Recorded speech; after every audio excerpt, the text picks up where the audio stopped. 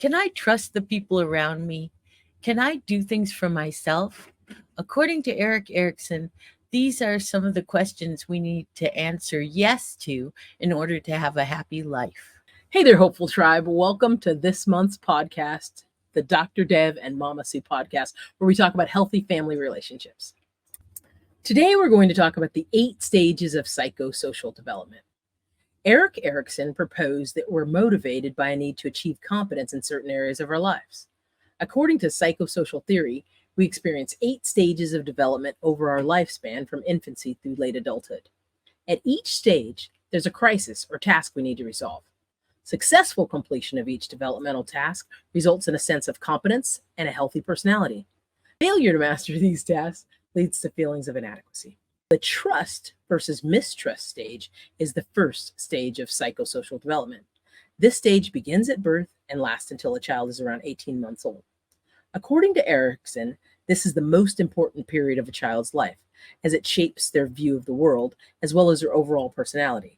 Children who learn to trust caregivers in infancy will be more likely to form trusting relationships with others throughout their lives. Yeah, I agree. This is the most important stage of development. And I feel like it makes a pretty good argument for nationalized uh, maternity leave up to a year.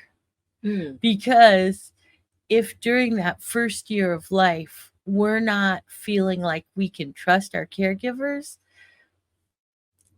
all the rest of our development becomes more difficult. So I think, that's the best argument we have for developing, really strong relationships that our children can count on during those years. And I'm not saying that people can't be at work during their baby's first year of life, but really high quality, loving daycare isn't always available for people, and especially when they don't have a ton of money, right? So nobody's gonna love your baby more than you will, right? And be there consistently for them. So I think it would be great if we could all just decide that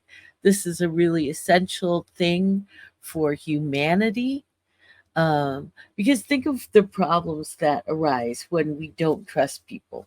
What happens? Oh my goodness. Yeah. I mean, all of the sort of societal problems, you feel like you need to maybe even commit crimes, and just because like you're only out for yourself, you can't trust anybody else, you have to get your needs met any way you can. Mm-hmm. Yeah. Yeah.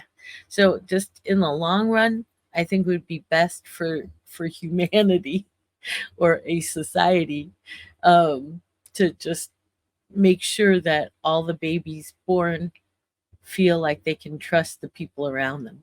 Also, I wanted to say about this, when people don't get this, it's really hard for them to recover from it later. It can happen because miracles happen, but it's really difficult to start to trust people, um, if you haven't felt like you could trust people in the first year of your life. Mm-hmm, mm-hmm. So, Yeah. And I noticed on the graphic that we showed part of that article, it shows like the just those basic human needs at the very beginning. They're hard to get fulfilled, like eating, because you're not trusting your caregivers. And I guess that just carries throughout your lifetime. Mm-hmm. Yeah. Because that's our number one concern when we're babies, right? Is like, where's the food, right? Like, Right. we need to eat a lot of calories to grow from this tiny little 6-pound baby to, a full grown toddler, right? Right. But all of our basic needs, right? We're dependent on the adults around us, the people around us, for Yeah. all of our basic human needs. Yeah. But without food, we'll perish. True. So that's our main focus, like eat, eat, eat. And if the food isn't reliable, then we start to feel like, Mm-hmm. I don't know. That's why I think babies like to be so close to their moms, so that they know they're near the food source, Mm-hmm. right? Yeah. Should we go on to the second one? Mm-hmm. Autonomy versus shame and doubt is the second stage of psychosocial development. This stage occurs between the ages of 18 months and 2 or 3 years old. According to Erikson, children at this age are focused on developing a greater sense of self-control. Mm-hmm. Yeah. And this is also the stage when children first say the word no. And part of why they're so no-centric during the stage is because they're learning how to assert their own autonomy and who they are. Like, can I like what I like? Like, can I like food that I like? Can I like the clothes that I like? Can I have preferences about my toys? And can I, you know, use the toilet by myself, so that somebody doesn't have to interact with me every time I pee or poop, right? Like, Right. can I be an independent being in the world? Or will I always need somebody to do these basic things for myself? This is about will, and I think that one of the common misconceptions about toddlerhood is that the children are trying to just be rebellious when they say no all the time. But this is really an important journey they're on to like discover that they can have their own wants and feelings and needs. They don't need to be entirely dependent. They're like discovering themselves and their own power, their own will. And if we're constantly telling them they're wrong for that, it could thwart their being able to really, uh, successfully navigate this conflict, right? Yeah, that's actually really interesting. It's fun to do these videos and podcasts. So much of it is new information for me, especially like what you said about. I think I was one who thought like, oh yeah, that stage that's kind of like the rebellious stage, but it's not really a rebellious stage, is it? It's sort of them taking their own power and discovering the magic of, oh, I can have different things. This no is a magic word because I can express my wants and needs. So it's almost like if you want to use the tenets of improv, right? You're going to meet maybe their no's with kind of a yes and, That's right. rather than That's right. just an additional no. Two negatives, don't make a positive. Yeah. I did a math. And yeah, I had a daycare when my older kids were babies, and it was mostly 2-year-olds when I opened it, so I called it the terrific twos instead of the terrible twos, because I felt like 2-year-olds are amazing and they get such a bad rap. People look at them like they're just horrible, destructive little creatures, but they're just trying to figure out who they are and what they can do. And I noticed that if I just encourage their natural journey, right? Like they're wanting to assert their will, that they actually were quite cooperative. I had my 2-year-olds doing laundry, cleaning up after themselves, helping the other, kids to do what they were doing. So it's just, I just think they get a really bad rap. And this is such an important conflict to navigate. I mean, we talk a lot about codependency in our videos. Imagine if during this stage you were told, it's okay, you can say no, and I'll still love you. It's okay. Yeah. And that's not the message that we got, when we were navigating this. What I got from my mother was, if you say no to me, you're killing me, which is pretty disordered. I know most parents aren't like that. Yeah, but yet there was still the in my home, you weren't supposed to say no. It's almost like with so much of this stuff, as we talk about it and talk about having raising, say, emotionally liberated kids, the parents in some homes, like in our home, we were at cross purposes. It was a time to sort of it's a time for the child to explore, but it was a time for the parent to like get the child to behave, and like sort of do what I want, right? So yeah, sort of at cross purposes. Yeah. At some points, yeah. Some parents, right? Some Right. parents are doing it great. Yeah. Thank goodness for those of you who are trying to do it differently. So the next stage is initiative versus guilt. This stage occurs during the preschool years between the ages of 3 and 5. During the initiative versus guilt stage, children begin to assert their power and control over the world through directing play and other social interactions. In this stage, the major question is, am I good or bad? And it's about developing purpose in life. So when we're in the preschool years, what we're really trying to do is figure out how we can be productive in the world. Can we be? So the conflict is initiative or guilt, right? So can I have a purposeful life on this planet, or will I just feel guilty all the time because people have to, wipe my butt all the time? Am I able to make an impact on my world?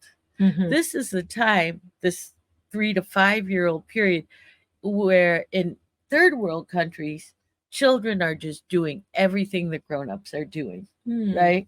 That's part of why I started my kids doing laundry when they were toddlers, because if they don't start feeling like they have a purpose during that time, I notice they just kind of get a little crazy. If they don't feel like they have a purpose, like a job in the world, but if you put them to work, they're happy. And that's because I think Erikson was right that they're supposed to be working, but not at an adult level, clearly, and a lot of their work is playing and exploring. And oh boy, do we like to thwart that, little kids running around like licking the wall. We're like, no, that's gross. Don't lick that. But kids, they explore in this way. They're like little scientists. They've got to touch things and taste things and smell things before they really know them. They have to do that. It's like in our DNA to come out exploring, right? And if we thwart that, then how do they do their work? Yeah, it's interesting, this word thwart versus sort of supporting it. I think sometimes I've seen parents who know that this is the stage, right? Because they've read, and they try to support this initiative thing, but it's sort of in a way of like them really presenting too much of the, here, do this. This is the choice. I think we really sometimes have to, since it is initiative, have to honor what the kid is wanting to do. Like, say they're saying, can I help with that, the dishes or whatever? Can I help you with some project in the kitchen, maybe? And parents sometimes think like, oh, well, that's too dangerous for you, and they'll give them maybe another choice, but that wasn't their initiative. So I think sometimes we should scaffold our activities that are adult activities and slow down and make it so, okay, let's provide an opportunity for this little kid who we don't think can help with it, find a way for them to help with it, right? And that's why you mentioned third world countries. That's why I think shows like Old Enough in Japan and other little like YouTube videos where you see a kid like cooking in front of a flame, are so popular here, because in other countries, sometimes, the kids are, it's at that young age, they're dealt with differently. They're sort of, given more independence and more agency. Yeah. And they are incredibly capable from 3 to 5. It's really, I think the only reason people don't realize in this country how much a 3 to 5-year-old can do is because they're not allowed. So it's really sad. If you're doing all the housework and you have a 3 to 5-year-old child, you're really missing out. There's a lot they can do. A lot. And, of course, we want them to feel like they're good, right? They're effective in the world. Otherwise, they're going to have a lot harder time as they get older. They'll always be uncertain. Cool. Should we go on to the next one? Sure. Industry versus inferiority is the fourth stage of psychosocial development. It occurs during childhood between the ages of 6 and 11. So in this stage, the major question is, how can I be good or bad? And the basic virtue is competence. And for most kids, the important event is going to school. I homeschooled my kids, so that's why I said This is for most interesting. kids, Sorry. the important event is going to school. Yeah.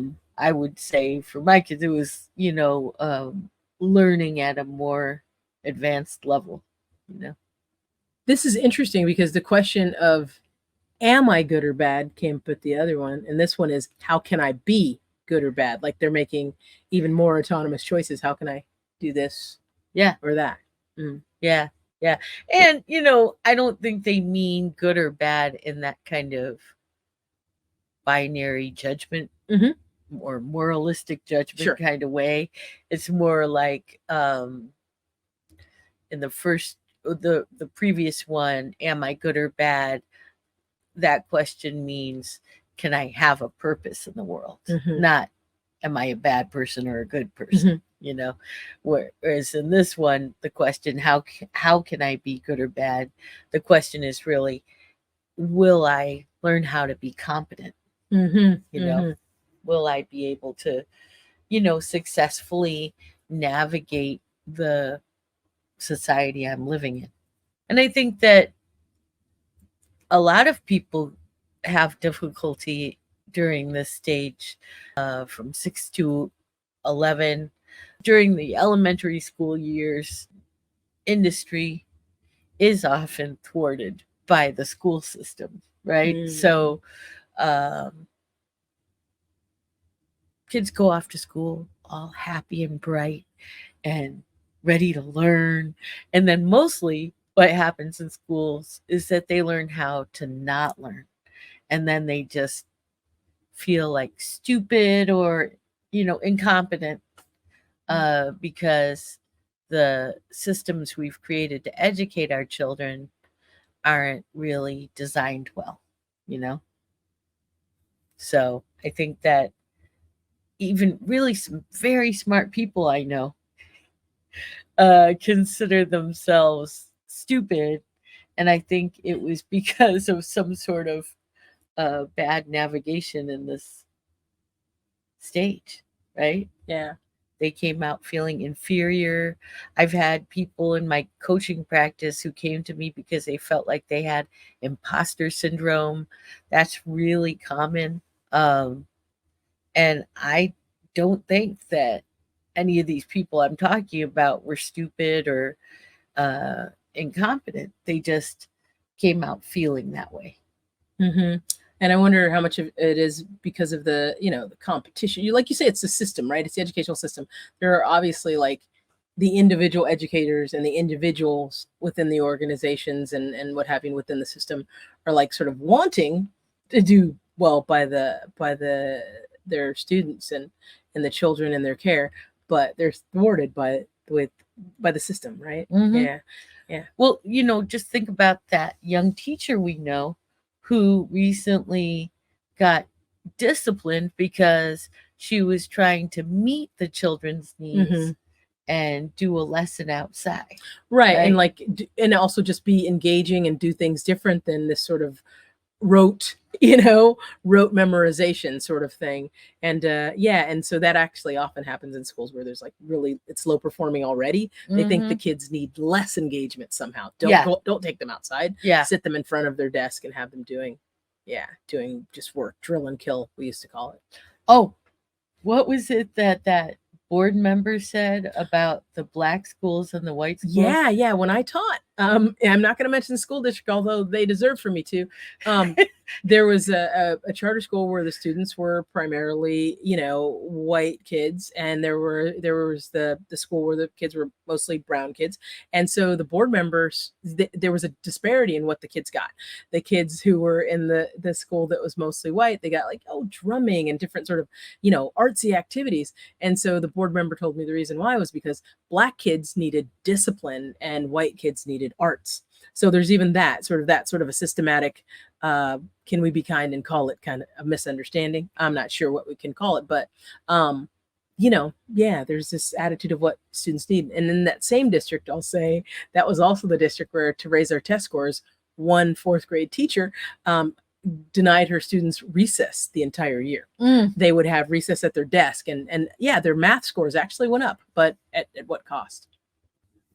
Okay, we're going to move along to stage 5. Identity versus role confusion is the 5th stage of psychosocial development. This stage occurs during adolescence between the ages of approximately 12 and 18. During this stage, adolescents explore their independence and develop their sense of self. So in this stage, the major question is, who am I? And the basic virtue is fidelity. And the important event is social relationships. So during this stage, people are trying to figure out how to navigate social relationships, which is why you'll often see adolescents clumped in a group, right? Because they're trying to figure out, how to have friends and how to really know who they are. And so there's a lot of exploration as far as identity and social relationships, and that takes a lot of time. And when they say fidelity, they're not talking about like the kind of fidelity we normally think of in romantic relationships. They're talking about really fidelity to oneself, understanding who we are, and then being able to stay true to that. It's a time of trying to fit in and stand out. So you're sort of, it's really a tough time of figuring out where you stand. Just that sounds like a very hard task. I want to fit in, yet I want to be my own individual and stand out. Yeah. And then these poor children are also like full of raging hormones, right? And so again, this is another stage where I feel like they get a really bad rap because they're seen as, crazy and like selfish and, difficult, but they're doing this very complicated set of things, right? They're trying to settle into their adult bodies. They're trying to figure out who they are. They're trying to figure out who they are in relation to others. That's a lot. Yeah. That's a lot. That would make anybody cranky. Yeah. And there's actually it would cripple most adults in a way, right? And so I'll share another anecdote from teaching in the public school system. Anytime I taught all the grades, right, from K through college. Whenever I was teaching middle school and high school, for that matter, I would always get from people. If they told them I was teaching middle school, they say like, "Oh, God, I couldn't do it. God bless you." Like, who wants to deal with them? And even, I'll share another one. This is actually from back when I was a maintenance person. I was driving my truck on the grounds to fix a basketball court. And one of the principals said, he said, it's okay if you run over some of these kids. And so, yeah, and he didn't mean it. He meant it as a joke. I get it. But, kind of like that sort of the attitude of like, it's such a tough job for them, I guess, as teachers to deal with these kids